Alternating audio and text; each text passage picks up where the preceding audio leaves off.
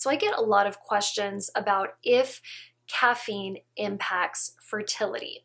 So the studies that have been done on this topic have found that caffeine doesn't necessarily have as much of an impact on a person's ability to conceive, but certain levels of caffeine can increase the risk for miscarriage. So specifically, drinking 300 milligrams of caffeine slightly increased the risk of early pregnancy loss, and then drinking 600 milligrams or more of caffeine daily was found to more than double the risk of miscarriage.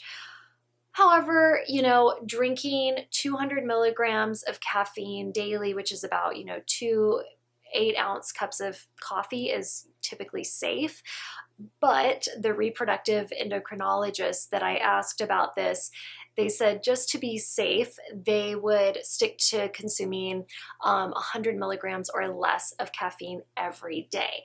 And they also said, while there aren't conclusive studies showing that caffeine does impact a woman's fertility, they said that they would still stick to 100 milligrams or less of caffeine if you're trying to get pregnant.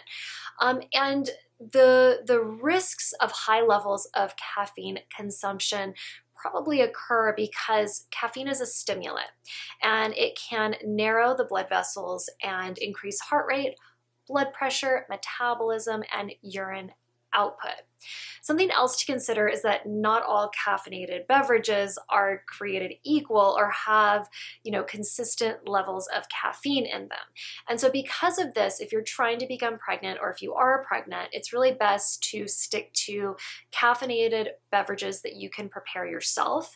And you can be really careful to pay attention to how much caffeine those items have per serving. And remember that, something like dark chocolate also has caffeine in it. It's not just coffee, tea, soda. And if you're now thinking, oh, wow, I really need to cut back on my caffeine intake, but how do I start doing that? One of the first things you want to do is just slowly start to reduce your caffeine intake, because it can be really common to have withdrawal symptoms as you cut back on caffeine. Some of those withdrawal symptoms can include headaches, fatigue, irritability. So what you can do is, say you typically drink 4 espressos every day. You can cut that by 1 cup each week. So one week you only have 3 cups of espresso, the next week 2 cups a day, and so on and so forth.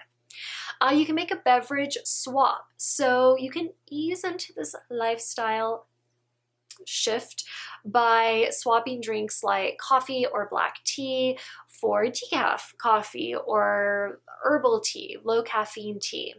But don't forget that those beverages still have a little bit of caffeine, but they're a nice gradual shift. And remember, it's typically safe to have 100 milligrams or less, maybe even 200 milligrams or less, which is what a lot of OBs recommend. All right, you definitely want to increase your water intake.